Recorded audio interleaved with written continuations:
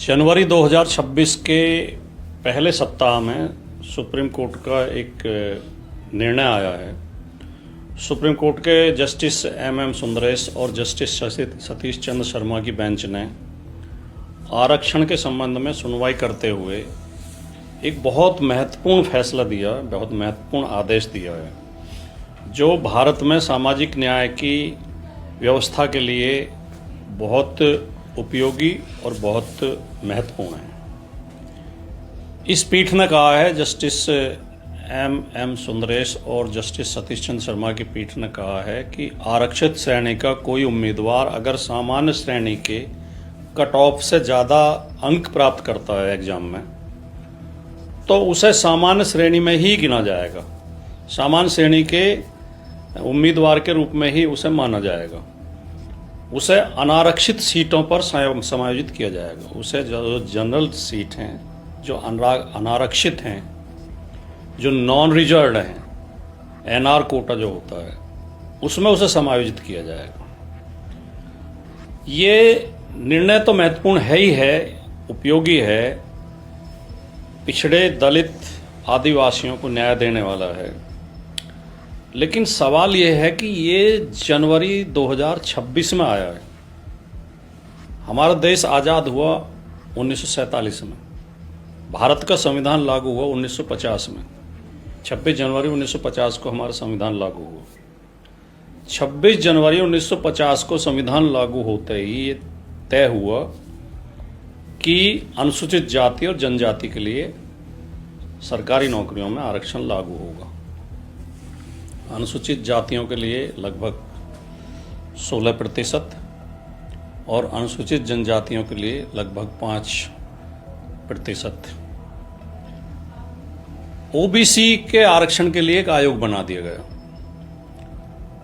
जिसने अपनी रिपोर्ट दी, लेकिन उस रिपोर्ट को अलमारी में रख दिया गया। काका कालेलकर आयोग 1950 में जिसका गठन किया गया, उसकी रिपोर्ट आ गई, लेकिन वो रिपोर्ट लागू नहीं की गई। 1977 में जब जनता पार्टी की सरकार बनी तो उसने दूसरा आयोग बनाया, बिंदेश्वरी प्रसाद मंडल बीपी मंडल के नेतृत्व में, जिसे मंडल आयोग कहा जाता है उनके नाम पे ही। मंडल आयोग की सिफारिशें भी आ गई, वो भी 10 साल तक अलमारी में धूल चाटती रहीं। 10 साल बाद 1990 में वीपी सिंह की सरकार ने, जनता दल की सरकार ने उसे अलमारी से निकाला और उसे लागू करने की घोषणा की। तो एक तो जो अनुसूचित जाति जनजाति का आरक्षण 1950 में ही लागू हो गया था, उसे भी आज तक ठीक से लागू नहीं किया गया। ओबीसी का आरक्षण लागू करने में 40 साल की देरी की गई, लेकिन उसे भी पूरी तरह लागू नहीं किया गया। ओबीसी अगर 1931 की जनगणना के आधार पर आकलन करें, 1931 में जो अंग्रेजों ने जाति आधारित जनगणना करवाई थी, जो भारत में आखिरी जाति आधारित जनगणना थी, तो उसके अनुसार देश में ओबीसी की जो कुल आबादी थी वो लगभग 54% थी। अगर आज जनगणना होगी तो ये तय है कि 65% से ऊपर ओबीसी होगा। लेकिन अगर उस 54 को भी सही मान लें तो 54% आरक्षण ओबीसी के लिए होना चाहिए था। ओबीसी को दिया गया 27%।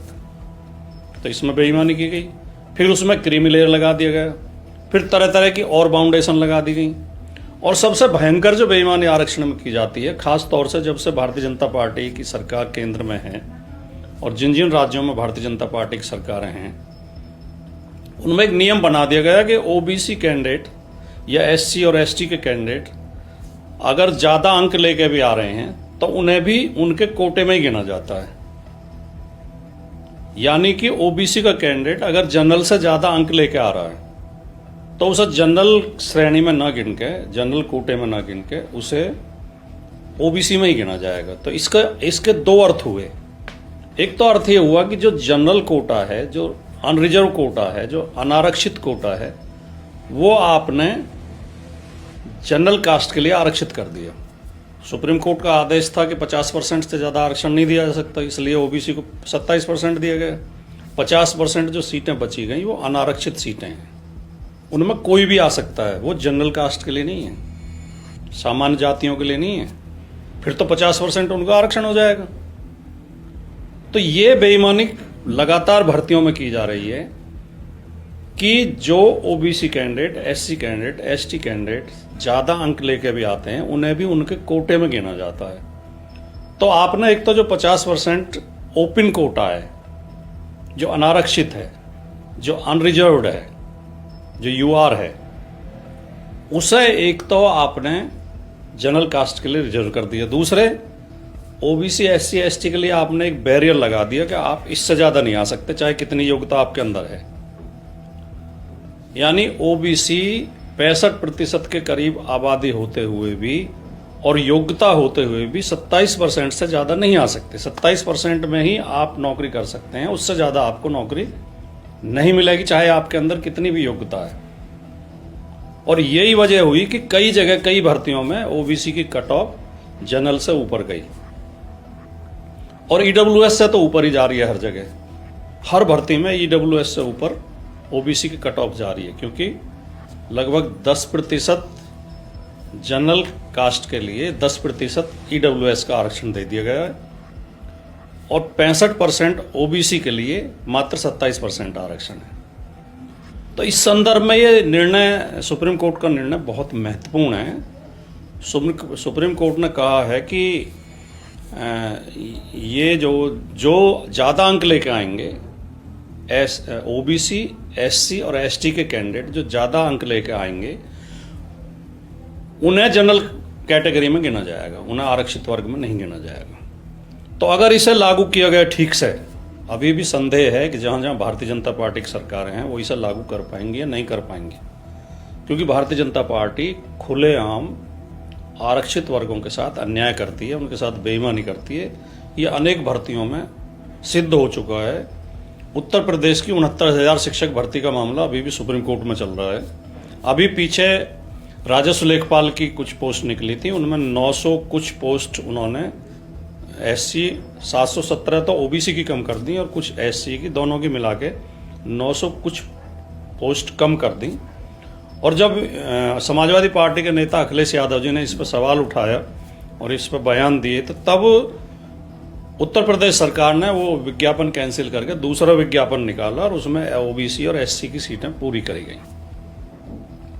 तो और बहुत सी भर्तियां हैं जिनमें इसी तरह उनकी सीटें काटी जाती हैं। तो इस सरकार से ये उम्मीद, और जब मंडल लागू हुआ था, जब ओबीसी के लिए आरक्षण लागू हुआ था, मंडल आयोग की सिफारिशें जब वीपी सिंह सरकार ने लागू की थी, तो पूरी भारतीय जनता पार्टी उसके विरोध में सड़कों पर थी। और तभी लाल कृष्ण आडवाणी अयोध्या के लिए रथ लेकर निकल गए थे और जिसे मीडिया ने नाम दिया था मंडल बनाम कमंडल। यानी मंडल की आवाज़ को दबाने के लिए, ओबीसी की आवाज़ को दबाने के लिए, ओबीसी के हकों को दबाने के लिए इन्होंने मंदिर का मुद्दा उछाल दिया था और धर्म की राजनीति उछाल दी थी। तो इसलिए भारतीय जनता पार्टी की सरकारों से बहुत ज़्यादा उम्मीद तो है नहीं, लेकिन क्योंकि सुप्रीम कोर्ट का आदेश है तो हो सकता है इन्हें थोड़ी शर्म आए, थोड़ी इन्हें समझ आ जाए और ये इसे लागू करें।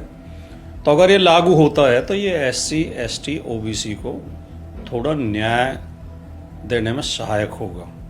लेकिन जो पहली व्यवस्था चली आ रही है, जिस तरह एससी, एसटी, ओबीसी के साथ नौकरियों में, भर्तियों में बेईमानी की जा रही है, उसका परिणाम ये है कि केंद्र सरकार की नौकरियों में, वैसे राज्य सरकारों में भी यही हालत है, लेकिन केंद्र सरकार का आंकड़ा मेरे पास है, केंद्र सरकार की नौकरियों में ओबीसी, एससी और एसटी के ज़्यादातर पद खाली पड़े हैं। 15 दिसंबर 2022 को राज्यसभा में केंद्र सरकार ने जवाब दिया था। एक सवाल के जवाब में एक सांसद ने सवाल पूछा कि केंद्र सरकार की नौकरियों में किस किस वर्ग के कितने कितने पद खाली हैं। तो 15 दिसंबर को ये जवाब आया। 15 दिसंबर 2022 को राज्यसभा में सरकार की ओर से ये जवाब दिया गया लिखित में, जो रिकॉर्ड में है, कि केंद्र सरकार की नौकरियों में ग्रुप ए में ओबीसी के 61%, आप ध्यान से सुने इस आंकड़े को, और ये स्क्रीन पे भी चला रहा हूं मैं, स्क्रीन पे भी देखें, ये केंद्र सरकार का जवाब है 15 दिसंबर 2022 को कि ग्रुप ए केंद्र सरकार की सरकारी नौकरियों में ग्रुप ए में ओबीसी के 61%, एससी के 48.5% और एसटी के शेड्यूल ट्राइब के 53.2% पद खाली हैं। लगभग 50 के बाद अब 2025 चल रही है, 50 और 25 75 वर्ष के बाद, 75 वर्ष के आरक्षण के बाद भी इतने पद खाली हैं। ओबीसी का थोड़ा बाद में लागू हुआ, लगभग 35 साल हुए हैं, लेकिन एससी और एसटी का आरक्षण तो 1950 में लागू हो गया था। तो इसके बावजूद एससी के 48.5 और एसटी के 53.2% पद खाली हैं ग्रुप ए में। ग्रुप बी में ओबीसी के 74.8%, एससी के 60% और एसटी के 60.7% पद खाली हैं। ग्रुप सी में ओबीसी के 60.3%, एससी के 45.8% और एसटी के 53.3% पद खाली हैं।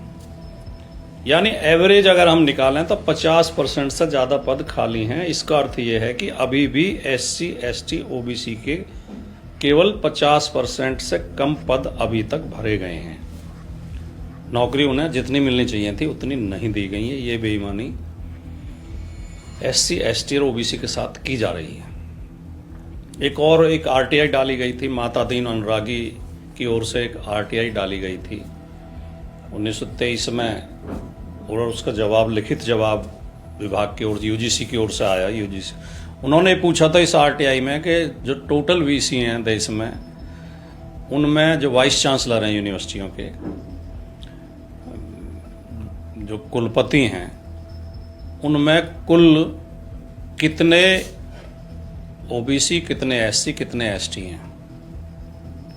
तो यूजीसी का जवाब आया कि देश में कुल 496 वीसी हैं, जिनमें ओबीसी के मात्र 36, केवल 36, जबकि आरक्षण के अनुसार 27% आरक्षण के अनुसार होने चाहिए 135, लेकिन मात्र 36 वीसी ओबीसी हैं। एससी और एसटी केवल 6 हैं, जबकि आरक्षण के कोटे के अनुसार एससी 75, एसटी 25 होने चाहिए और एससी 75 होने चाहिए, लेकिन दोनों के मात्र 6 हैं।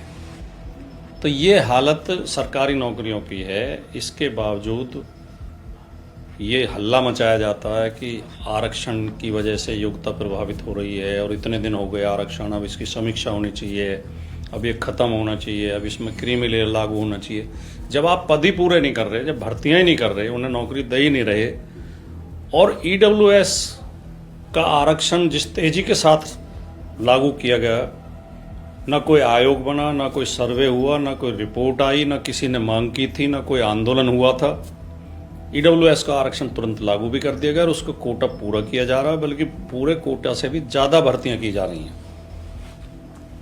और यही कारण है कि ज़्यादातर भर्तियों में ओबीसी की कट ऑफ ईडब्ल्यूएस से ऊपर जा रही है। तो ये जो सुप्रीम कोर्ट का निर्णय आया है, इसका स्वागत है, ये बहुत अच्छा निर्णय है।